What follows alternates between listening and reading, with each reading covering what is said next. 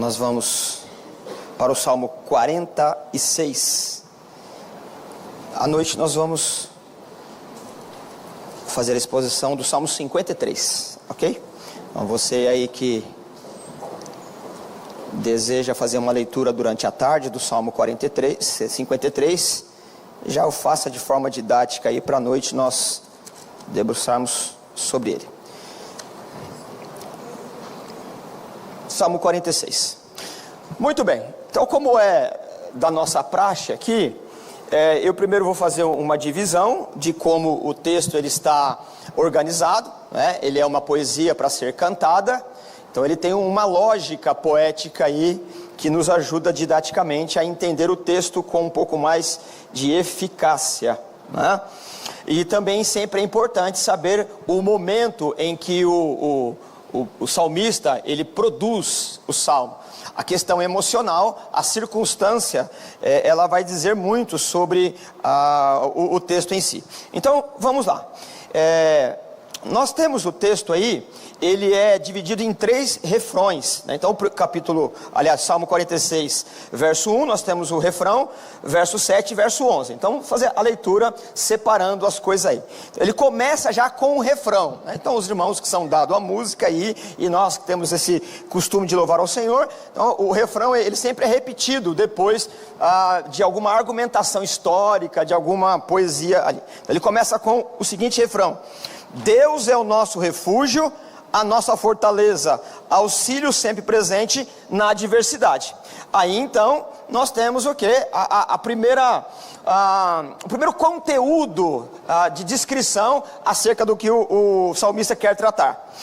Por isso, então a ideia de por isso aí, né, é consequência de Deus ser o nosso refúgio. Por isso, não temeremos ainda que a terra trema e os montes afundem no coração do mar, ainda que estronde as suas águas turbulentas e os montes sejam sacudidos pela sua fúria. Há um rio cujos canais alegram a cidade de Deus, o santo lugar onde habita o Altíssimo. Deus nela está, não será abalada. Deus vem em seu auxílio desde o romper da manhã. Nações se agitam, reinos se abalam. Ele ergue a voz e a terra derrete. E aí então, mais uma vez, o estrofe: o Senhor dos exércitos está conosco, o Deus de Jacó é a nossa torre segura. Então você percebe que ele pontua com o refrão, desenvolve o argumento, e no meio do salmo a mesma coisa. E aí então, o último argumento aqui, do verso 8 ao 10: venham, vejam as obras do Senhor, seus feitos estarrecedores na terra. Ele dá fim às guerras até os confins da terra, quebra o arco, despedaça a lança, destrói os escudos com fogo. Parem de lutar, saiba que eu sou Deus, serei exaltado entre as nações, serei exaltado na terra. E aí, por fim, a conclusão, que se repete o refrão, né? Aqui diz: o Senhor dos exércitos está conosco, o Deus de Jacó é a nossa torre segura. Então está aí dividido, né? São 3 refrões aí e os argumentos. Todo salmo então, quanto mais nós conhecermos o seu fundo, o seu pano de fundo histórico, melhor nossa compreensão. Esse salmo, ele é tradicionalmente admitido que ele foi produzido no momento em que um dos países ou de umas nações imperialistas do tempo do Antigo Testamento invadiu, ou pelo menos intentou, melhor essa palavra, né? Desejou derrubar Jerusalém. Essa história, ela está registrada em 2 Reis, do capítulo 18, do verso 3 até o capítulo 19, 36, e a mesma história, ela está repetida em Isaías, no capítulo 36, do verso 1 até o 37, 38. Então aquele registro, aquele evento dá ocasião ao salmo. É claro que é um texto muito grande, mas eu acho importante nós lermos pelo menos umas partes dele aqui, né? Então eu vou ler com os irmãos, e com a ajuda do nosso recurso da mídia, ler o texto de Isaías, o capítulo 36, do verso 4. Vamos lá, você pode acompanhar na sua Bíblia, ou você pode acompanhar aí na projeção que os irmãos vão nos ajudar aí. Capítulo 36, verso 4, ok? Eu vou fazer só um recorte daquilo que deu ocasião ao salmo. O texto diz assim: e o comandante do campo. Alguma tradução aí ao invés da palavra comandante do campo, está a palavra Rabsaque. A palavra Rabsaque não é o nome do sujeito, é a função dele. Então o que é um Rabsaque? É um comandante do campo, né? É isso aí. Então olha só, assim, verso 4, e o comandante do campo falou, digam a Ezequias, Ezequias é o rei, assim diz o grande rei, o rei da Síria. Essa expressão grande rei, ela também pode significar o Deus, porque o rei também, ele se acha Deus. Assim diz o grande rei, o rei da Síria, em que vocês estão baseando essa sua confiança? Você diz que tem estratégia e força militar, mas não passa de palavras vãs. Em quem você confia para rebelar-se contra mim? Pois veja, agora você está confiando no Egito, aquela cana esmagada, que fura a mão de quem nela se apoia. Assim é o faraó, o rei do Egito, para todos os que nele dependem, ou dele depende. Se vocês me disserem, no Senhor, o nosso Deus, confiamos, não são eles os altos, ou deles os altos, que Ezequias removeu, dizendo, ajudai Jerusalém, vocês devem adorar aqui, diante desse altar? Bom, eu já continuo lendo o verso 8, mas deixa eu fazer aqui uma interpretação muito rápida. O que está acontecendo? O grande rei da Síria, ele tomou grande parte do seu exército, e tem aqui 185 mil soldados em volta dos muros de Jerusalém, não é? Prestes a invadir Jerusalém, e o rei e a comitiva real está sendo acossada. É um terrorismo aqui que eles estão enfrentando, porque esse exército está pronto a invadir. E qual é o argumento do Rabsaque? Ele está falando ao povo, e ele vai dizer assim, ó, vocês querem a ajuda do Egito? O que ele está dizendo? Muitas vezes, algumas nações que eram assoladas não tinham soldados armados ou cavalos para lutar. O que eles faziam? Eles aumentavam o imposto e compravam, alugavam soldados do Egito. O que o Rabsaque, o comandante de campo, está dizendo? Ó, se vocês acham que mandando dinheiro lá para o Egito, para eles mandarem exército, vai ajudar vocês, saiba que o Egito, ele é uma cana quebrada. O que significa essa expressão? É fazer negócio com gente desonesta. Você pega na cana e ela vai te espetar. O que está acontecendo? Quando tinha uma situação como essa, o Egito oferecia soldados para lutar, recebia o dinheiro, mas não entregava, porque sabia que o exército que estava alugando não ia vencer mesmo. O que o Rabsaque está dizendo? Ó, vocês vão gastar dinheiro à toa, porque vocês vão alugar o soldado, eles não vão mandar soldado, e vocês vão perder a guerra assim mesmo. Então, nem se esforcem. E olha a ironia, imagine, né, alguém, mal comparando, aqui fosse Jerusalém, a igreja, e tivesse 185 mil soldados nos acossando emocionalmente, um terrorismo psicológico, e alguém dizendo, é melhor abrir a porta, vocês vão morrer, esse terrorismo. E olha o argumento dele aqui, ó, verso 8 também, faça agora um acordo com o meu senhor, o rei da Síria, e eu lhes darei 2.000 cavalos. Olha a proposta desse cara, não precisa ir para o Egito alugar cavalos, eu mesmo te dou 2.000 cavaleiros, cavalos, para vocês lutarem contra mim. Sabe o que está dizendo aqui? Eu sei que vocês não têm nem 2.000 homens para colocar no cavalo. Irmãos, isso aqui é muita humilhação, não é? O cara está dizendo, eu te dou 2.000 cavalos, mas você não tem nem gente para lutar. Como é que você não quer abrir os portões para 185 mil soldados entrarem aí? É muita humilhação, não é? Eu sei que você não tem nem 2.000 soldados. Se vocês tiverem, eu dou o cavalo para vocês, para lutar contra mim mesmo. Então, você percebe aqui que não tem saída. Verso 8 ainda, faça agora um acordo com o meu senhor, o rei da Síria, e eu lhe darei 2.000 cavalos, se vocês puderem colocar cavaleiros dele. Como então você poderá repelir um só dos menores oficiais do meu senhor, confiando que o Egito lhe ajudará, mandando aí os cavaleiros. Verso 11, então Eliaquim, Sebna, esse Sebna aqui é um cafajeste. O que ele faz? Ele participa das reuniões, né, de estratégia militar de Jerusalém, e com as informações ele vende para o Egito. Mais tarde Deus vai dizer, eu sei que você está traficando informações, o seu tempo vai chegar, né? Então, irmãos, aqui já vai um conselho. Em reuniões que tenha cinto sigiloso, por que você fica abrindo a boca para os outros, né? Isso é tráfico de informação. Deus não se deixa escarnecer. né? E tudo isso está aqui no contexto aqui, né? Esse Sebna aqui vai chegar a hora dele. O verso 12, o comandante, o Rabsaque, porém respondeu: pensa que o meu senhor mandou me dizer essas coisas só para vocês? E o seu senhor... ao seu senhor? Não, aos homens que estão sentados no muro, pois como vocês, eles terão que comer as próprias fezes e beber a própria urina. O que está acontecendo aqui? Existia uma língua universal, que era o aramaico, era a língua do comércio, né? Então quando tinha algum tratado internacional, falava-se em aramaico. Aqui, o Rabsaque, ele aprendeu a falar hebraico, porque a mensagem não era só para o rei e para os diplomatas. E o texto diz que a população comum, elas estava sentada no muro, ouvindo o Rabsaque, né? Trazendo essas notícias terríveis aí. E aí, em algum momento, o rei vai dizer assim, ó: não fala em hebraico não, fala em aramaico, porque o povo vai ouvir. Sabe que esse jeito fala assim: não, eu vim falar na língua de vocês, para que todos vocês saibam. Ou seja, esse Rabsaque, ele aprendeu um idioma do povo para persuadir e deixar todo o povo com temor. A situação aqui, ela é muito complicada. E aí então, para terminar essa parte, eu quero apenas ler o verso 37, o capítulo 37, para ver como é que a coisa vai acontecer. Não tendo a solução diplomática, o que o rei de Israel vai fazer? Vai pegar a carta, não é? Do rei, ele vai no templo, ele coloca a carta estendida e ele começa a orar de joelhos lá. E quando ele está orando de joelhos, Deus então vai responder a oração dele, vai acontecer isso aqui, ó, capítulo 37, verso 36. Então o anjo do Senhor saiu e matou 185 mil soldados no campo de batalha assírio.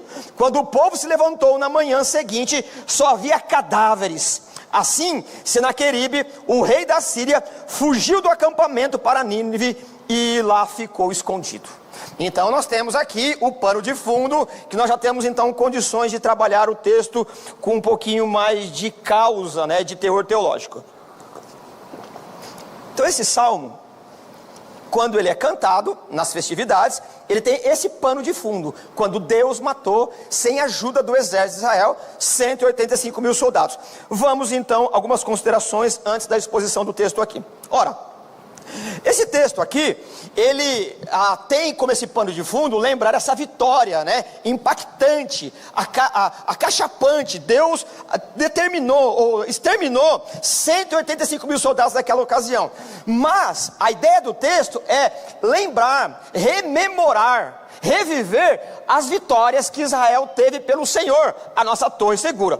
Eu fiz uma lista bastante tímida aqui, para que a gente já possa lembrar, né, de alguns eventos. Por exemplo, quando o povo estava no Egito, preso, trabalhando como escravo, Deus acabou com o exército egito. E quando eles passaram pelo Mar Vermelho, a força bélica do Egito, ela foi impactada, tanto que eles nunca mais voltaram a ser a potência mundial. Então, cantando esse salmo, também dá para lembrar como Deus acabou com a escravidão no Egito. Depois tivemos os filisteus. Quem são os filisteus? Os filisteus, eles dominavam a cultura do ferro fundido. Eles sabiam extrair ferro do chão, de forma, os minérios, numa temperatura, né, uma forma de usina, alguma coisa assim, siderúrgica, fazia os equipamentos. É por isso que o Davi estava atacando pedra, e o exército dos filisteus tinha armamento. Mesmo com o domínio da tecnologia, Deus fez com que Davi vencesse os filisteus e tivesse um momento de paz. E depois vieram os assírios, uma nação terrível, que é esse evento aqui. Eles eram cruelíssimos.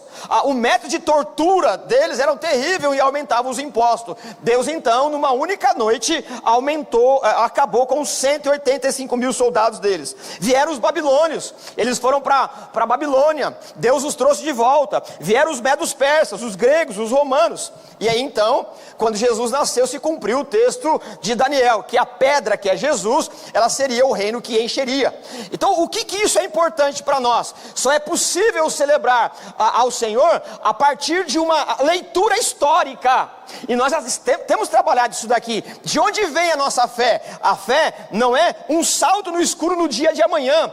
A fé não é uma ilusão emocional. A fé é uma capacidade de leitura da vida vivida com o Senhor. A fé, ela é fortalecida à medida que nós vamos vencendo as batalhas com o Senhor. Então esse salmo, ele convida a fazer uma leitura do Egito, dos filisteus, dos assírios, babilônios, medo-persa, gregos, romanos, e lembrando que o Senhor é a nossa torre segura. Em todas as dificuldades, nós sabemos para onde correr. Ou seja, toda a fé, ela é uma fé de uma análise histórica.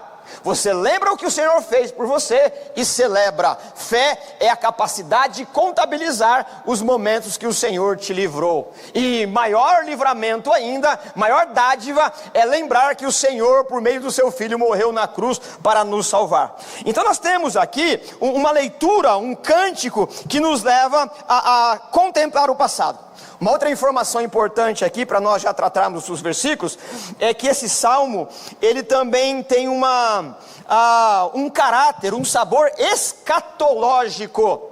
Escatologia é o ramo da teologia que trata acerca das coisas do fim. A volta de Jesus, novo céu e nova terra, ressurreição dos mortos, juízo. Esse salmo, ele também tem esse sabor escatológico, não é?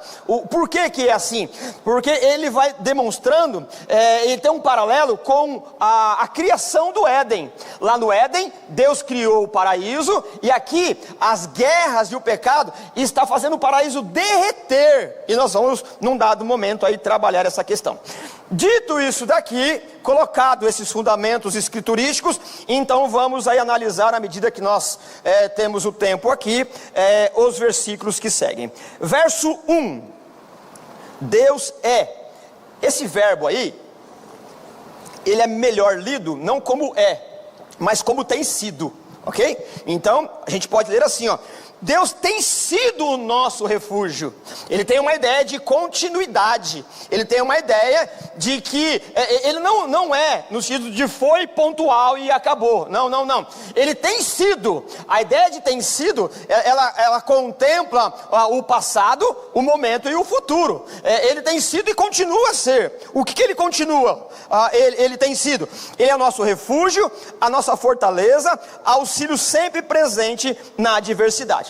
Então aqui o salmista, ele tem a intenção didática de criar uma imagem na nossa mente para aproveitar da melhor maneira possível o que vem a seguir.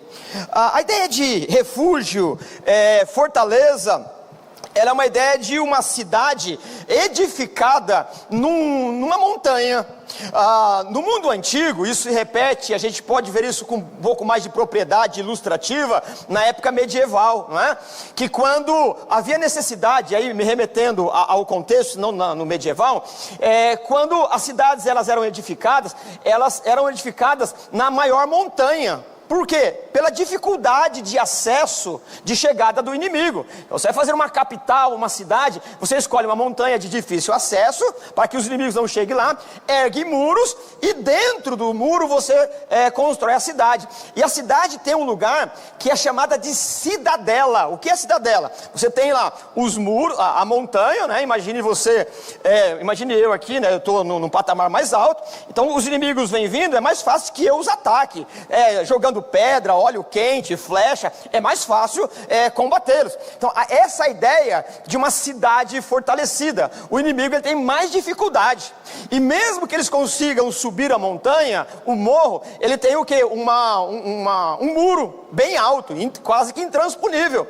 Mas mesmo que o inimigo consiga, você tem dentro da cidade forte aquilo que chama de cidadela. A cidadela é o lugar onde os soldados vão dar um pouco mais de atenção. Então dentro, em cima do morro, depois dos muros, dentro da cidade, você tem um lugar que é a torre segura, a cidadela, onde ficava a família real guardada. Então a ideia é mostrar que é o lugar mais seguro que se possa imaginar.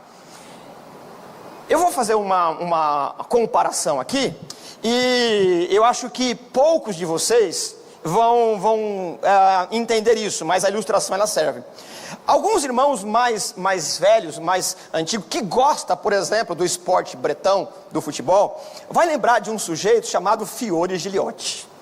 Alguém aqui lembra do Fiore Giliotti? Pelo amor de Deus, mano, ergue a mão aí comigo.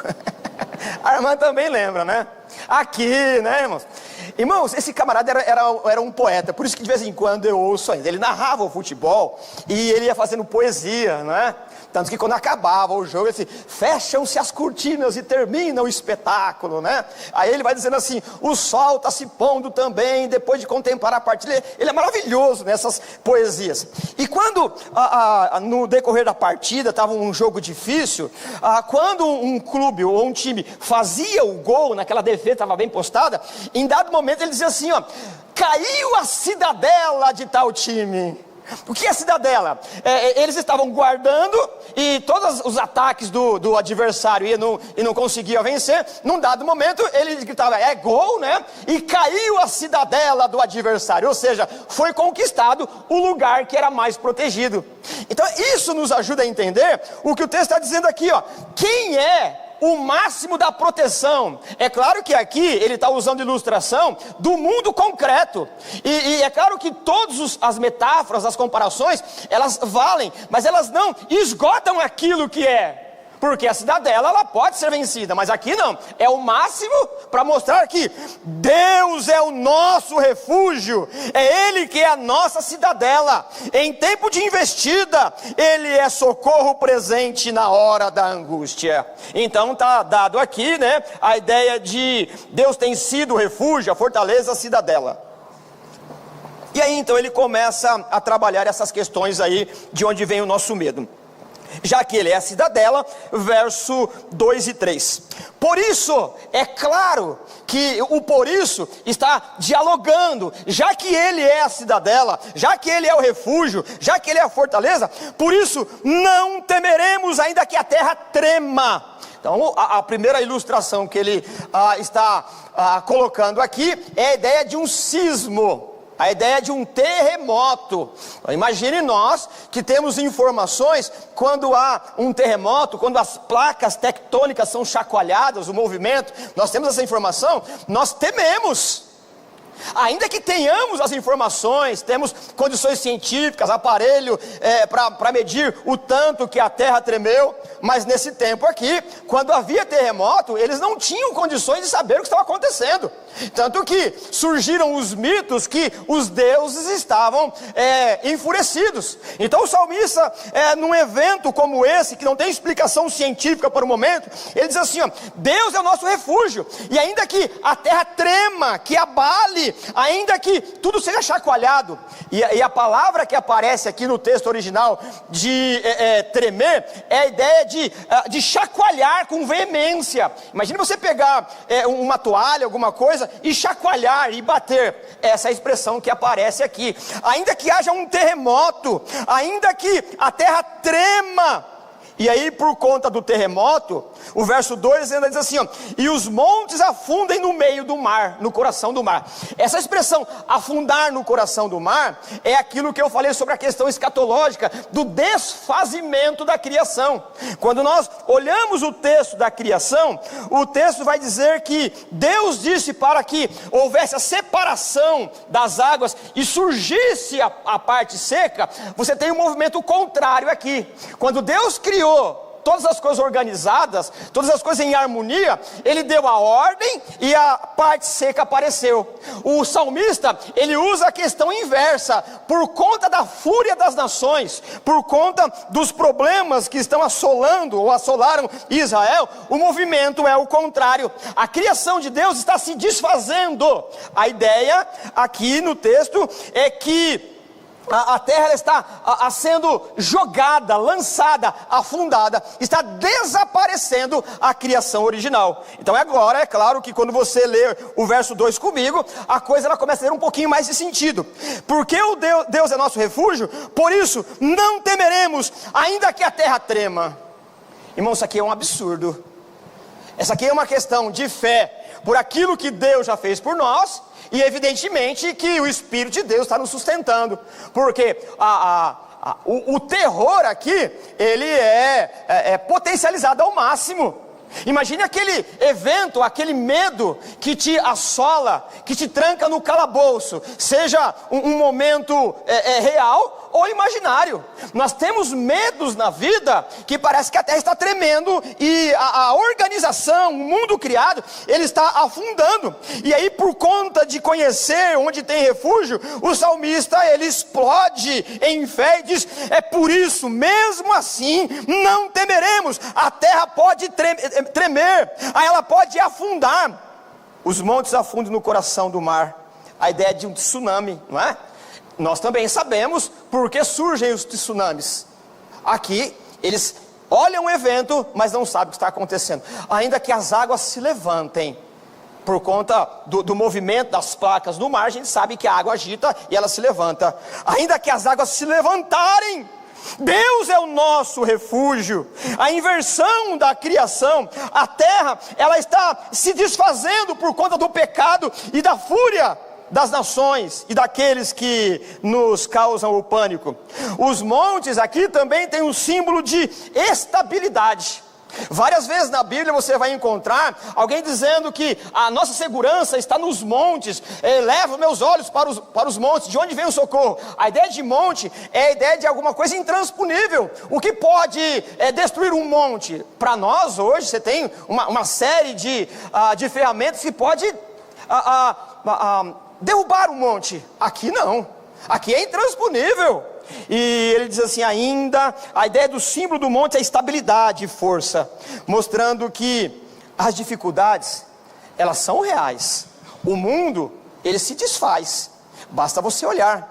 E Jesus falou sobre essas questões que vão demonstrando que o mundo está entrando em colapso. Ele diz que, em Lucas, por exemplo, que haveria terremotos, assassinatos em família, guerras, imoralidades. Essas desgraças, elas fazem parte desse lado da eternidade, depois de Gênesis 3, quando Adão caiu. E por conta da queda nós recebemos essa herança maldita e perdemos o paraíso que era para o nosso deleite e desfrute. Então, quando Jesus diz que haveria tudo isso que está sendo descrito aqui, ele não está dizendo que quando você ver um terremoto, você diz: Jesus está voltando agora. Quando você ouvir falsos profetas, você lembre que Jesus voltará. Jesus está voltando. Essas coisas é para nos lembrar que antes da volta de Jesus, as coisas não serão resolvidas na plenitude. Você precisa de algum lugar para você se socorrer, porque essas coisas, elas acontecerão. E por conta de uma leitura não muito adequada, por conta de uma teologia rasa, por conta de um entusiasmo que é extra-bíblico, todas as vezes que nós ouvimos algum tipo de notícia na televisão, por exemplo, em algum meio de comunicação, em que houve um terremoto em algum lugar, está vendo? Jesus está voltando. Quando a gente ouve que houve um problema crasso, grave na família, a gente está vendo? Jesus está voltando. Essas coisas sempre aconteceram, irmãos, não é? Essa turma que trabalha teologicamente assim, trabalha quanto pior, melhor. A ideia de um terrorismo. Tá vendo? Teve terremoto, então se converta a Jesus. Tá vendo? O pai matou o filho matou o pai. Tá vendo a imoralidade? Então se converta a Jesus. Então a ideia de criar um pânico para que você venha a Jesus. A pregação do evangelho, ela não se dá por meio do pânico. A pregação do evangelho, ela é uma só. Você é pecador e precisa se arrepender. Esses eventos que vão acontecendo, segundo a linguagem de Jesus, todo o Novo Testamento, e essa herança que vem do Antigo Testamento, é para mostrar o quê? Que desse lado da eternidade as coisas não vão melhorar. Você precisa de um refúgio. As coisas serão resolvidas quando Jesus voltar e for inaugurado o novo céu e nova terra. Então é um termômetro. Jesus, todas as vezes que houver uma catástrofe, todas as vezes que você ouvir sobre questões como essa, que Jesus e o texto nos mostra aqui, você deve lembrar: Jesus voltará. O meio de pregação do evangelho não é o pânico, quanto pior, melhor. A pregação do evangelho é o quê? Independente se haja terremoto, independente se haja escândalo moral, independente se haja escândalo eclesiástico, Jesus vai voltar. Ainda que tenhamos momentos de quietude, tranquilidade e prosperidade, nós devemos lembrar que Jesus vai voltar. alguns de nós se apega à volta de Jesus quando as coisas não vão bem, a tempo e a fora de tempo. Lembre-se, Ele prometeu voltar e Ele voltará. Ponto. Então aqui nós temos, né, essas questões que vão nos ajudando a entender que em momentos de dificuldades reais, imaginárias, ou ainda que seja uma questão emocional particular, essa ideia de tremer a terra, existem momentos em que o nosso chão particular, existem momentos em que a nossa segurança emocional, ela rui, porque o mundo, as dificuldades emocionais, elas nos chacoalham como um terremoto que nos desestabiliza. Isso pode acontecer em âmbito nacional, mundial ou particular. E você sabe quantas vezes você tem sentido o chão se mover debaixo dos seus pés? É sobre isso que ele está falando. Cada um tem os seus terremotos particulares, cada um tem os seus tsunamis particulares. Mas o texto vai demonstrar que olhar e ter Jesus como nossa segurança, o Deus de Israel como nossa segurança, é uma ideia do convite a não temer as circunstâncias. E é claro que não temer as circunstâncias aqui não significa que você vai receber aí uma pílula anestésica da fé, em que todas as coisas que ocorrerão, você não terá temor algum. Irmãos, você sabe que não é verdade. Você sabe que ainda vai enfrentar dificuldades. Não quer dizer que você vai receber uma anestesia espiritual. Não quer dizer que você vai ficar como alguém que vai viajar para algum lugar e tem medo de avião e tem que tomar Dramin para não vomitar na viagem. Você pode não vomitar, mas não aproveita também a viagem. Vai dormir, dorme em casa, né? Então, irmãos, não existe Dramin espiritual. Nós precisamos aproveitar a viagem. Ainda que ela trema, ainda que o mundo trema dos nossos pés, precisamos aproveitar a viagem que o Senhor nos proporciona. Ainda que o medo chegue, qual é a viagem? Eu estou olhando para Jesus, autor e consumador da nossa fé. Ele é o refúgio e fortaleza bem presente. Então não temeremos, aqui do verso 2, não deve ser interpretado como se a nossa mente ela estivesse isenta de medo absoluto, como se fôssemos destituídos de qualquer emoção. Eu já tive muito mais medos na vida, hoje eu tenho outros, talvez menos, mas é a questão da experiência, é a questão da vida. Mas eu tenho alguns medos ainda, a gente vai aprendendo a lidar com ele. Aqui a ideia de que a grande diferença entre a insensibilidade, não é que você tomou um entorpecente, já não tenho medo de nada. Não, irmãos, isso não é heroísmo, não é? Isso é insensatez. Tem hora que a gente tem que avaliar que o inimigo é maior e enviar uma missão de paz. Jesus ensinou isso. Medo não é irresponsabilidade. Aliás, algum tipo de medo, ele é preventivo ainda. O que o texto está dizendo é que há uma diferença entre instabilidade emocional e a confiança que procede no Senhor. Eu estou com medo aqui, mas a minha confiança está no Senhor. É paradoxal, mas é assim que é. O meu medo, ele se refaz quando eu entendo que a fortaleza, a nossa cidadela é o Senhor. Então tudo que ocorre em nossas vidas, a ideia é de que nós temos que ter a certeza de que nós não sucumbiremos, de que ainda que as águas se levantem pelo tremor da terra no fundo dos mares, ela não nos assombrará.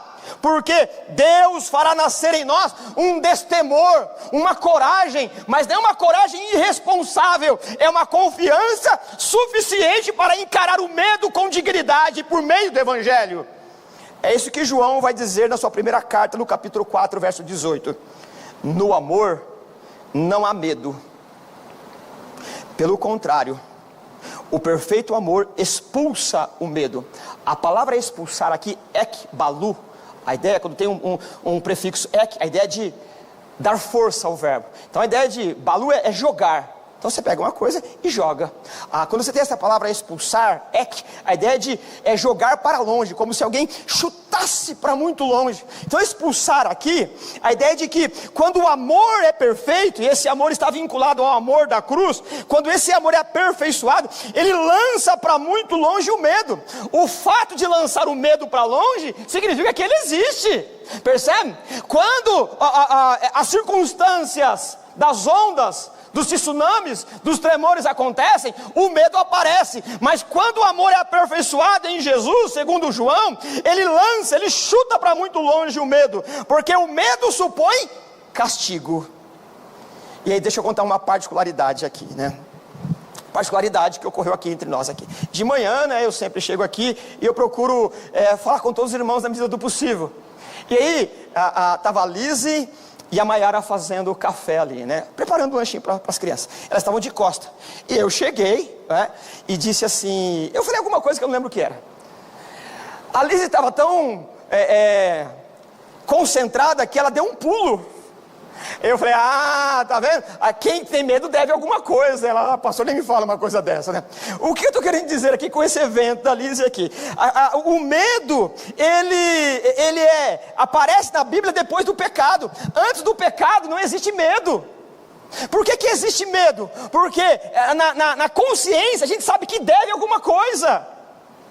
Eu lembro que isso foi não digo uma tese, mas uma matéria importante num lugar onde eu passei, né, trabalhando questões teológicas.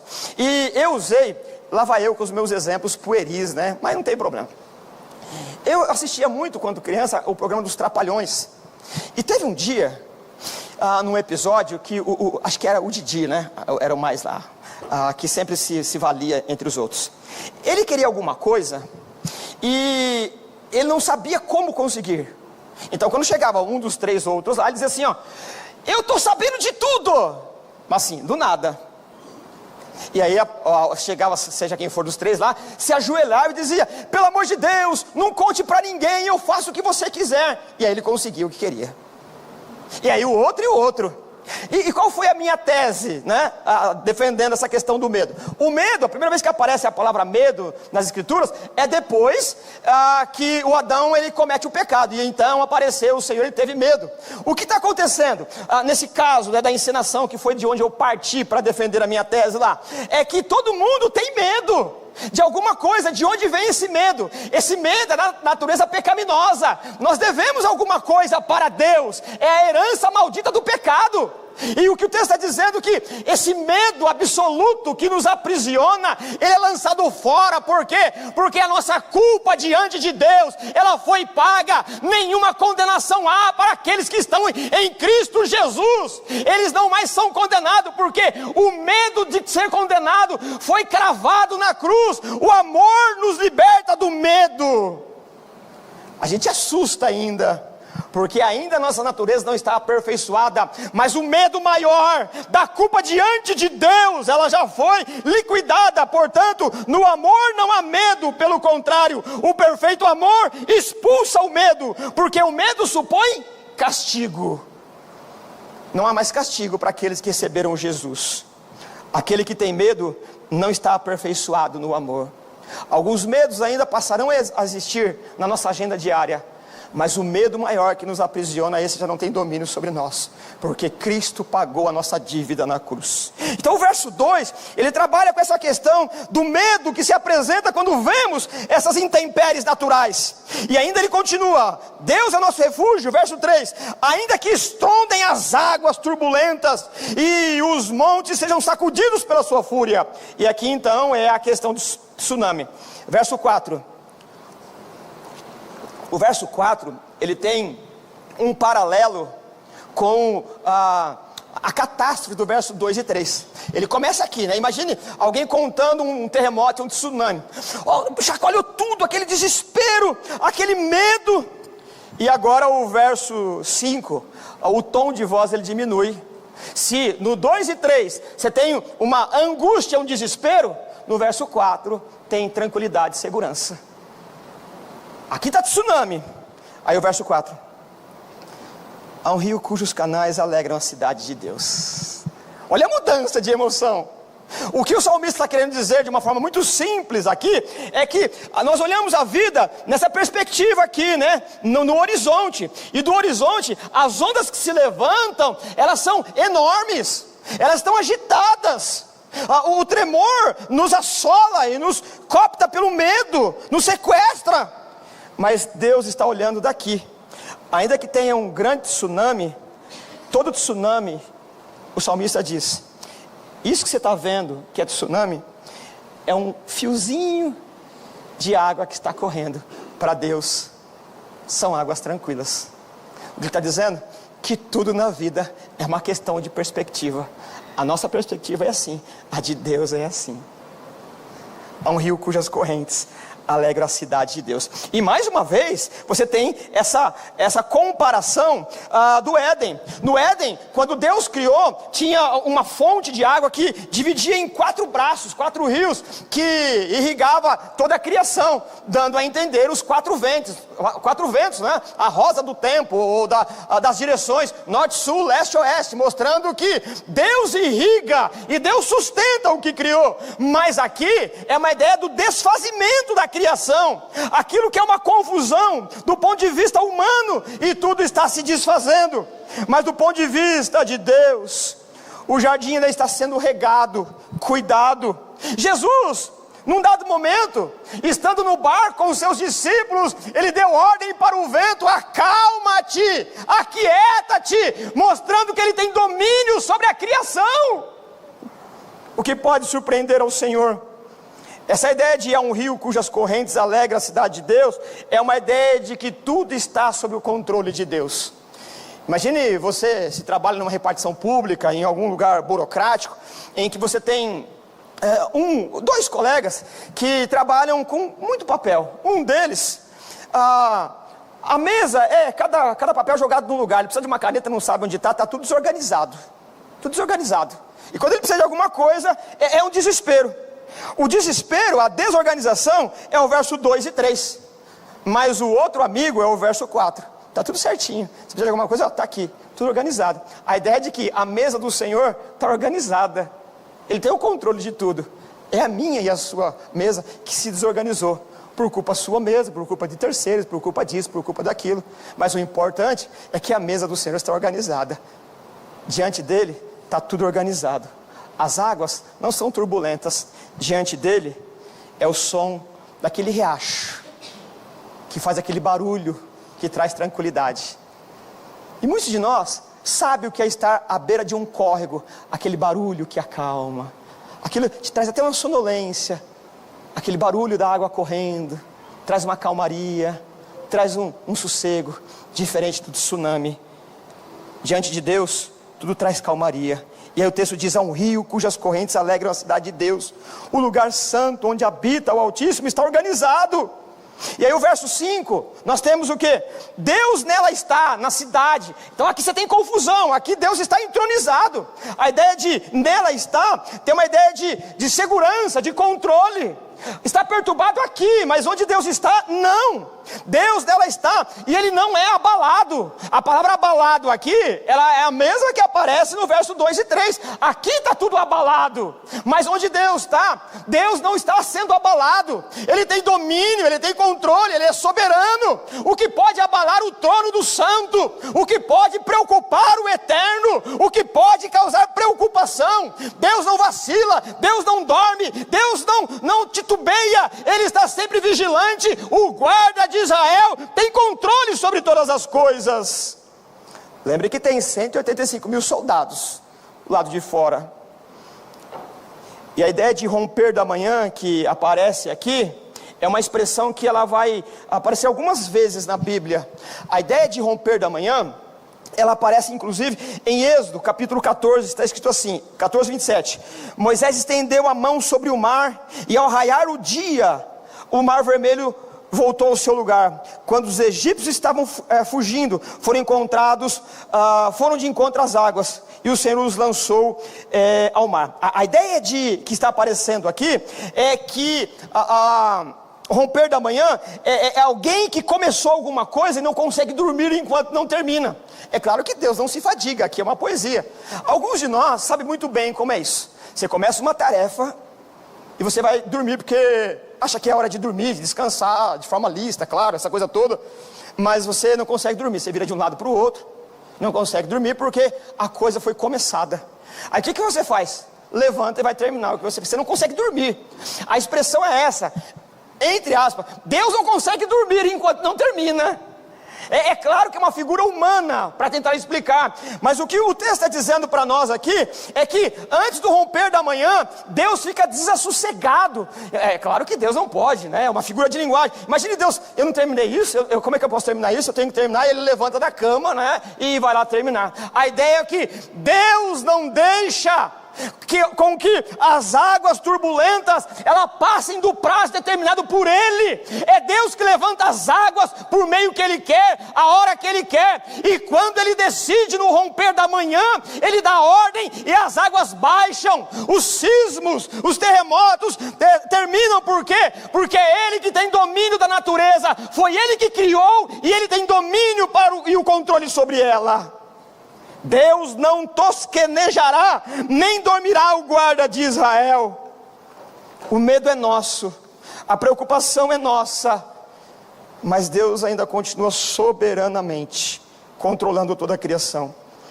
O verso 6 termina essa primeira parte de argumentação dizendo: nações se agitam, reinos se abalam. Ele ergue a voz e a terra se derrete. Bom, o verso 2 e 3, ele diz que a natureza, e a natureza, você não tem domínio sobre ela. O ser humano não tem domínio sobre ela. Ele pode aferir, averiguar, identificar problemas. Até se antecipa, né? A gente recebe hoje aí no celular, ó, vai dar ruim aí, vai ter tempestade à tarde. Até consegue, por equipamentos, boa tecnologia, antecipar, mas domínio não tem. Agora, o texto... Ele sai da esfera natural e mostra o reino dos homens. Olha só, as nações se agitam. A ideia de agitar aqui é a ideia do confronto, a ideia de briga, de guerra. É um temperamento bélico, de afronta. Aliás, em algum momento aqui aparece a palavra espumejar. A ideia de espumejar, imagine quando você encontra com um cachorro feroz, né? Que ele estava preso muito tempo, e quando ele vê alguém, ele late, que o canto da boca começa a espumejar. É essa palavra que aparece ali. As nações, os homens, eles latem, que traz aquele medo, aquele pânico, e eles espumejam de terrorismo, de raiva. E agora o verso 6, as nações se agitam, reinos se abalam. O que Deus faz? Ele ergue a voz, ele se derrete. Que dificuldade que Deus tem. A ideia de derreter é uma ideia de desfazimento total. Não é uma ideia de ele vai sendo desmoronado gradativamente. A ideia de que a voz de Deus, ela faz derreter, sumir. E aí então, nós temos o segundo estrofe, refrão. O Senhor dos exércitos está conosco, o Deus de Jacó é a nossa torre segura. É aquilo que começou o texto. Só que aqui, ele acrescenta o Deus de Jacó. Por que esse acréscimo? Lembrando que Deus tem uma aliança com Jacó. E ela não vai ser destruída, que é por meio de Jacó, por meio da aliança abraâmica que virá o Messias. Lembre-se, Deus é uma torre segura, não será destruída, porque Ele é Deus de Jacó.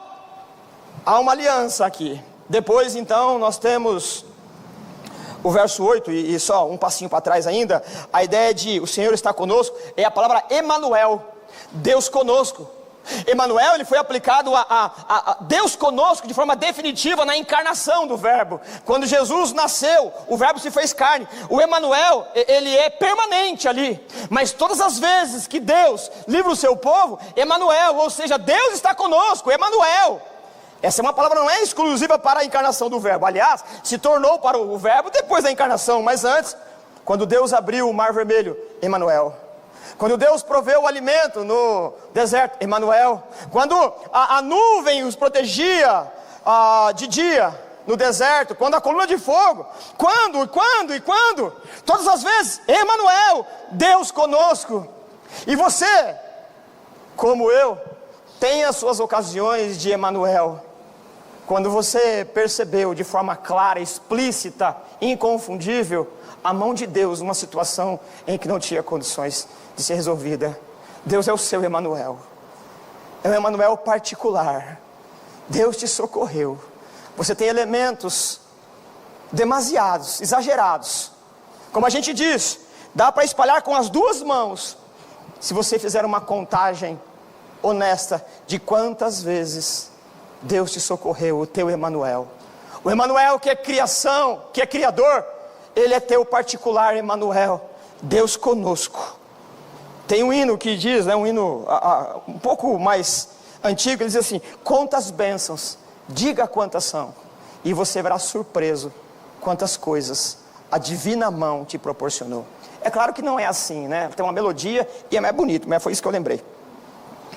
E aí então nós temos o verso 8, ou 9 e o 10, para nós terminarmos aqui essa segunda estrofe. O verso 8, há um convite aqui. Então o verso 7 é o estrofe, o refrão, melhor dizendo. E ele, depois de contar tudo isso, ele chama, né? Venham, venham. Imagine que isso é um hino. Ele está sendo cantado para lembrar do que Deus fez. E ele diz: venham, venham. É um convite para que você lembre em comunhão, em comunidade, o que o Senhor fez.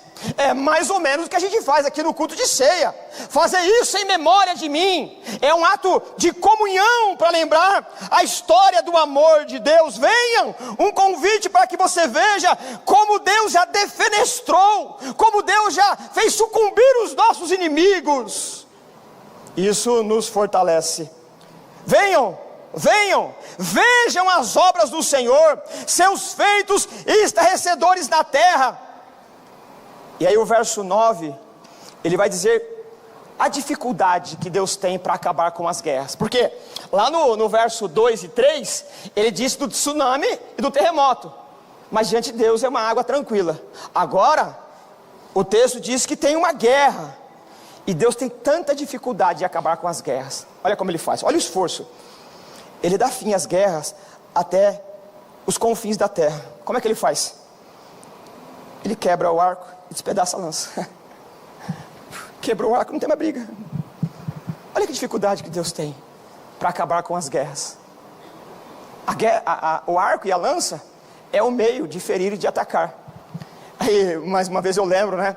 Quando em casa eu e minha irmã, a gente brigava por alguma coisa. Como é que meu pai e minha mãe faziam para acabar com a briga? Tirava o objeto de briga. Não tem mais que brigar. É isso. Como é que Deus acaba com as guerras? Quebra a lança. Irmãos, a lança do inimigo, ela nos assusta por conta da nossa condição míope de enxergar a coisa. Ele nos assusta porque está espumando de raiva, está olhando assim. Mas não existe batalha que seja difícil para Deus. A mão de Deus é mais forte que eu e você podemos imaginar.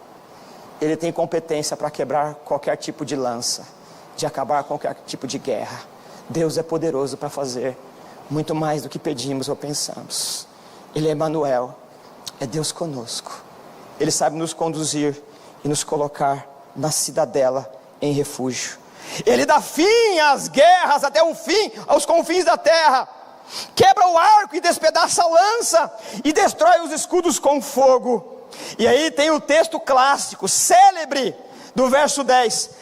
Parem de lutar. Esse texto é maravilhoso. Que numa leitura simples, nós admitimos que é Deus falando para nós ter um sossego. A gente ouve isso. Isso também tem a sua validade, mas a construção do texto não diz isso. Você está numa guerra e você está lá querendo resolver a coisa, né? E eu digo assim, pare de lutar, deixa Deus lutar as suas guerras. A gente não ouve isso? Ouve. É claro que nós não podemos não admitir que existem momentos nós devemos entregar ao Senhor. Essa linha é muito tênue.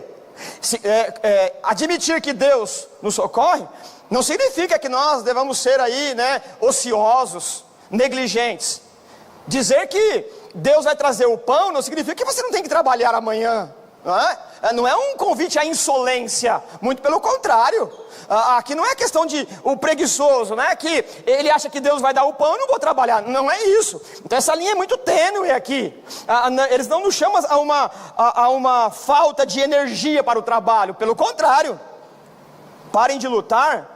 A frase, ela não está sendo dita para o perseguido, mas para o perseguidor. O texto, ele está sugerindo aqui que Deus está dando um aviso para aqueles que estão se levantando.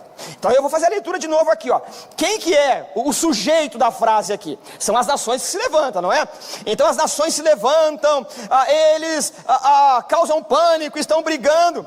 E Deus, Ele vai dizer assim, ó: pare de lutar. É um aviso para quem está disposto a lutar, não para aquele que é vítima. Eu já contei essa história, mas eu vou contar de novo. Eu não tenho problema, né, da questão inédita. Até a irmã Vera, né, ela não está aqui, mas deve estar assistindo.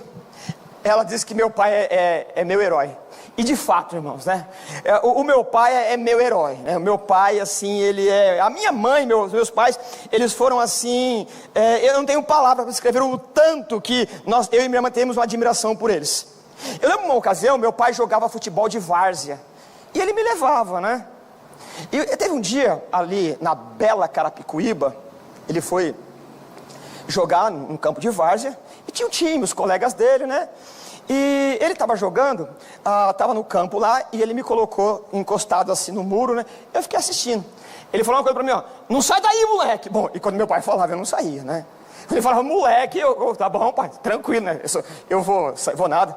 E eu tô lá, e veio um sujeito, que depois eu conheci esse rapaz, gente boa até, né? Ou até denuncia tudo, né, irmão? Mas tudo bem, né? Até. Ele sentou do meu lado, e por mim tudo bem, eu estava lá, né, concentrado naquele futebol lá, olhando, e aí o rapaz, né, estava fumando uma coisa não lícita, mas eu não sabia o que era aquilo. E de repente eu vejo meu pai vindo correndo na minha direção. Eu falei, alguma coisa eu fiz, a casa caiu, né? Meu pai está vindo, agora alguma coisa eu fiz. Aí aquela contabilidade mental, bom, ele disse para eu ficar aqui, eu fiquei. Eu não saí daí, o que será que eu fiz? Aquela questão do medo, né? Alguma coisa eu fiz. E aí quando ele chegou perto, ele apontou o dedo pro rapaz que estava perto de mim e falou assim, ó: apaga esse negócio, vai fumar longe, esse moleque é meu filho. Nossa, eu me cresci. É só ele, né? Não falei, claro. O que meu pai fez? Ele avisou, aqui não. É isso que Deus está dizendo aqui, ó: para as nações se levanta. Você tem certeza? Vai continuar lutando com eles? Deus está avisando aquele que se levanta. Não é você que determina as coisas, sou eu.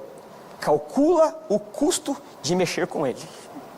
Ai, irmãos, eu não sei você, mas isso me dá uma valentia para a vida, que o Deus de Israel está avisando, para que procedam de forma digna e justa, porque se não fizerem assim, tem alguém que já se refugiou à sombra do Altíssimo. Pare de lutar, porque senão você vai se ver comigo, porque sou eu que cuido dele. Parem de lutar, é um aviso para aqueles que se levantam. Parem de lutar, saibam vocês que eu sou Deus, sou eu que cuido de Israel. Eu serei exaltado entre as nações e serei exaltado na terra. Irmão, isso traz confiança, isso traz alegria, dinamismo, energia, competência para viver. Quantos inimigos se levantam e te abatem? Quantos inimigos mitigam a sua energia, a sua força? Quantos inimigos querem tirar a sua alegria de viver? E quando isso acontece, tenha em mente que Deus está avisando, por meio dos cuidados que já nos dispensou, a esses inimigos é melhor que eles parem de lutar, porque eles não estão mexendo com qualquer um, eles estão mexendo aquele que está escondido à sombra do Altíssimo. Isso traz coragem, isso traz ânimo, isso nos traz destemor, porque o Deus de Jacó é a nossa fonte segura, a nossa torre segura. Pare de lutar. Não é um aviso para você, é um aviso para os seus inimigos. Serei exaltado sobre a terra, as nações, serei exaltado sobre a terra. E aí o texto termina com a estrofe que nós já conhecemos. Depois da advertência, o Senhor dos exércitos está conosco. Mais uma vez o Emanuel, o Deus de Jacó é a nossa torre segura. Eu vou terminando aqui, fazendo algumas 2 ou 3 conclusões aqui, para nós não tomarmos muito tempo. O que nós estamos vendo no Salmo 46 é um cântico de vitória, de uma crise real. Irmãos, as crises são reais, elas existem. O inimigo é de verdade, não é uma utopia, não é alguma coisa ilusória. Os inimigos se levantam. O mundanismo, o diabo e a carnalidade são inimigos terríveis. Eles são de verdade, e eles provocam crises de todas as ordens, e eles, por meio do texto, a gente vê que trazem para nós uma ideia de uma inversão da criação. É um processo de descriar. A terra está afundando, há uma agitação. Mas o texto também nos mostra que Deus está conduzindo todas as coisas. Nós temos a informação que o salmista não tem, e o João nos ensinou que ainda que a terra se derreta, haverá novos céus e nova terra. Todas as dificuldades é por enquanto. O João diz, olhando para a questão escatológica, eu vi novo céu e nova terra. Ele viu por meio da revelação, nós não vimos, mas a Bíblia, ela nos traz a capacidade de ter credibilidade, que é a palavra de Deus. Haverá novos céus e nova terra, em que o inimigo que ainda se levanta, serão de forma definitiva condenados, e nunca mais se levantarão contra nós. Mas ainda, ou por enquanto, quando isso não acontece, nós temos que correr à sombra do Altíssimo, a torre segura. O mundo era perfeito antes de Gênesis 3, agora a natureza geme. Nós estamos nesse turbilhão. O homem era íntegro, agora ele é injusto e imoral. Havia harmonia na natureza e ausência de guerra. Agora os animais são agressivos e selvagens, e todos nós, bélicos. Nós precisamos que o Espírito de Deus nos regenere, e precisamos ir correndo à sombra do Altíssimo. O texto pode ser concluído dizendo que Deus, que fez a terra emergir, surgir das águas, também faz elas espumarem de acordo com o seu propósito. E ele ruge contra o pecado, mas Deus está no controle da situação, e tudo parece estar acabado, mas Deus está no controle. Deus sabe onde está o fio da meada, Ele sabe desembaraçar os nós cegos que a vida nos apresenta. Deus é poderoso para fazer com que ela seja uma linha, ainda que tênue e delgada, ela subsista para a glória do Senhor, porque Ele é o nosso refúgio, bem presente na hora da angústia. O Senhor poderoso está conosco, Ele é a nossa fortaleza. É o que diz o verso 1, o verso 7, o verso 11. Ele fala de segurança. E aí, nós temos o hino que o Martinho Lutero, nós vamos cantar daqui a pouquinho. No momento de muita dificuldade, ele escreveu esse hino. E num dado momento ele diz: ainda que esse mundo, repleto de demônios, ameace nos destruir, não temeremos, pois Deus determinou que a sua verdade triunfará por nosso intermédio. Deus tem seu próprio ritmo na história, e por enquanto nós teremos ainda algumas perturbações, alguns inimigos, nós ainda escorregaremos, alguns ainda espumejarão, mas nós nos assustamos porque a nossa visão é vertical. Do trono de Deus tudo está tranquilo, e o mundo para nós não tem um fim catastrófico. O mundo para nós será oferecido de forma graciosa, novos céus e nova terra. O mundo está caído porque ele está firmado na areia movediça do pecado, do mundo e de Satanás, mas nós estamos seguros na torre forte. Vamos ficar de pé, vamos orar assim mesmo de pé, e vamos louvar ao Senhor. Pai, nós temos muito medo. Não tenho dúvida que nessa manhã há irmãos aqui que estão sendo chacoalhados, que estão sendo jogados de um canto para outro, e isso por conta das emoções que se desestabilizaram, isso por conta das questões financeiras, da crise política, isso por conta também de desavenças e tantas outras desgraças. Pai, nos ajuda, Senhor, a ir até a torre segura, a cidadela forte, onde o inimigo não pode nos solapar, nos sequestrar. Sara as emoções, Pai, dos irmãos, cada um de nós que estamos sequestrados pelo medo, pela incerteza. Nos ajuda, Senhor, a pôr ponto final na história que acabou, virar a página, escrever uma história mais bonita, mais colorida, para a glória do Teu nome. Nos ajuda, Senhor. Nós temos a impressão, Senhor, de que nós estamos nos afogando, submersos no mar da vida, que quer nos afogar, que quer nos humilhar. Aponta o dedo para os nossos inimigos, Senhor, e dá o brado, Senhor, de aviso: parem de lutar. Isso nos traz segurança. O Senhor luta as nossas lutas, o Senhor vence as nossas guerras, o Senhor cuida daqueles que são teus. O povo de Jerusalém estava apavorado pelos 185 mil soldados assírios. Não precisou de mais nada além de uma noite, de uma madrugada, e na manhã seguinte estavam todos mortos, e eles celebraram a vitória. Traz a vitória para o teu povo, Senhor. Fortalece as emoções. Nos ajuda, Senhor, a nos proteger no castelo forte, na torre segura, para a glória do teu nome. Sopra com teu hálito santo os entulhos que foram acumulados na consciência, nas emoções do coração, na mente de cada um de nós, e que possamos tomar a água desses rios tranquilos para a glória do teu nome. Nós confiamos no Senhor, nós confiamos no Senhor, e o Senhor é poderoso para fazer muito mais do que pedimos ou pensamos, para a glória do teu nome. Amém. Graças a Deus.